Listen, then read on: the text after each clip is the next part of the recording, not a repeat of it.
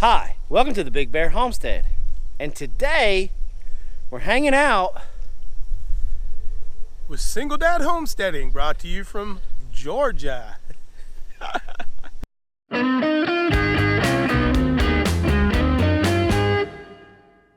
Okay, so today I'm hanging out with Chris from Single Dad Homesteading. If you don't know who he is, I will put a card to his channel in this corner over here. This one.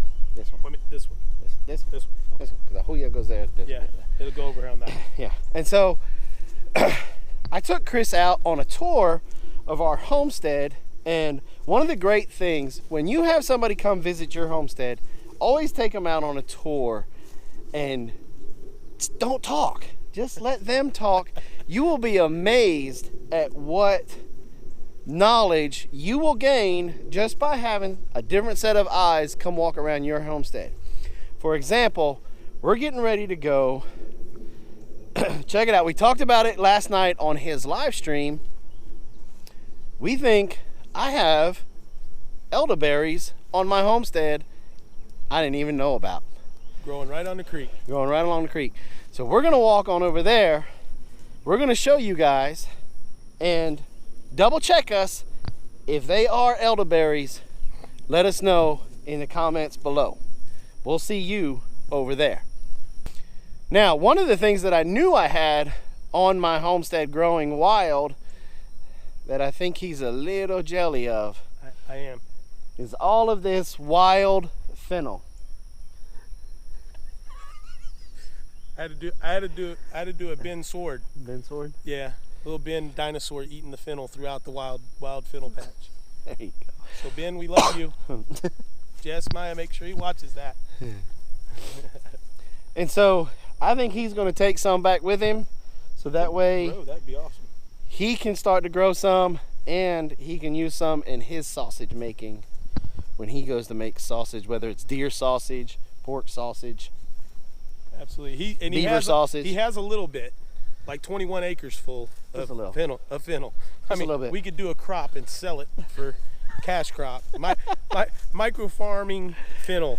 And it's not microfarming. There's 21 acres. There's 21 acres of it. Yeah, this is awesome. He's got a beautiful piece of property, guys. I know you guys have watched the videos with Big Bear and stuff, but to come out and actually walk it and see the mature oaks that are here. There's some oaks here that have got to be 250, 300 years old. These things we couldn't put our arms around with all the kids and Robin and everybody out here on. It's just absolutely amazing. We keep seeing flashes of color, and it's just cattle or sheep walking through the woods. So yeah. We're like, where's the deer? Well, we brought two family down this same path right here. And when we hooked around this tree right here, Daryl went, deer, deer. And I went looking, and it happened to be another one of those red wolf coyote mixes. Oh. It was big, and it hooked up, and it went up around this way. Blaze was behind us up there at the top of the hill with the truck, and it came right at him. And I texted him real quick, get the camera out, get the coyote coming to you. And he froze. He said, so we didn't get the footage of that, unfortunately. But this is awesome. You can see why he's the trapping king. You come in here and you look at what he's got up, some of the sets that he's had that the kids are setting. That's the great part. That's the beauty of homesteading in this community, is the children that we have, and we're pushing on with the good Lord's blessing and showing them out here how to do this. And he's showing me some of the sets his daughter caught her first raccoon at, that his son caught his first beaver at and stuff. And it's just awesome to come out here and see the lay of the land of how it is here. And this is a perfect educational farm. So if you're out there and you're wanting to learn those skills of trapping and homesteading, hit this guy up and come volunteer for a week or something. I'm sure he's got a little bit of program we talked about where you can come out and learn, and you won't be disappointed. His kids will teach you more than most grown adults know. Grown adults will, yeah. So we've been doing it a while. They are awesome at what they're doing. So he's got a great a natural food forest, if you want to call it, with the blackberries and the raspberries and the fennel, and we found some mushrooms, not any that I could identify, but looking at them and looking at the gills underneath and stuff, I'm sure they're edible. It's just finding out for sure what they are. But I'm almost positive that he's got elderberry back here. So, So we're let's going to go look at it again and get some closer up video for you guys. And you be the judge. Yes. Yes, yes. All right, so we're at an undisclosed location here on my homestead. The secret hole. The secret hole where we've...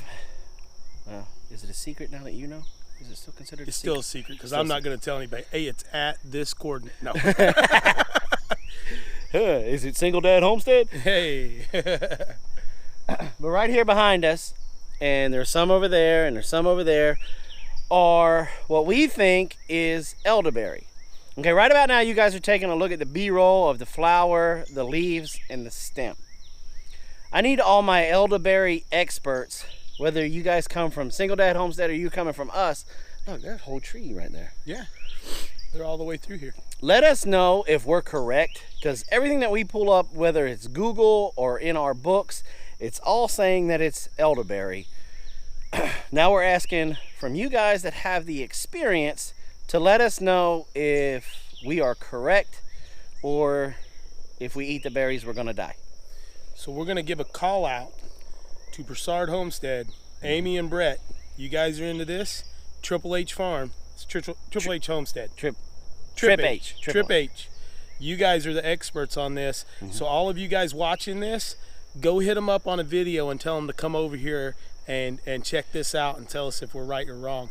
And it's going to give them a little love too. Sorry to hijack your video. Hijack it away, brother. Hijack it away.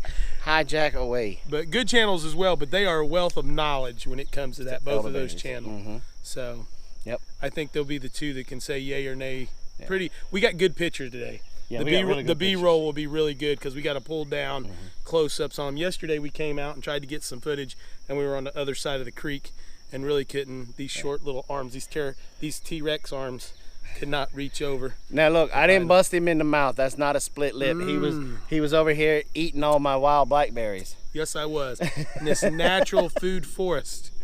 Natural food forest, we had to come over and sample what the mice and everything have been chomping on. So, well, he's gonna have to go back home soon. I want to say thanks for coming by, coming down, fellowshipping with us, having church with us. We sure did. We had a wonderful, wonderful time. It's really great when like-minded folks, followers of Jesus, people who love Jesus, when they get together, you can't help but have church, the right church, and you can't help but have a really good time. A couple of things that I'll take away from this experience here with Single Dad is, one, I'll never look at a cardinal the same way again. And two, I may have elderberries. And for me, it's that there's hope for our future because his children are like the rest of your children out there. Farm kids rock, and they're our future. So, yeah. And now that we know that we live so close together, real close, I promise you, in the near future, there's going to be a lot of collaborations, a lot of videos bouncing back and forth between us and the Single Dad Homestead. We've already been working on a couple coming your way. Yep. So we're gonna go and finish fellowship and having a great time before he has to leave. So this is where we say goodbye to y'all. Thanks for coming by the Big Bear Homestead. God bless. And live with what God gives you. And have a nice day.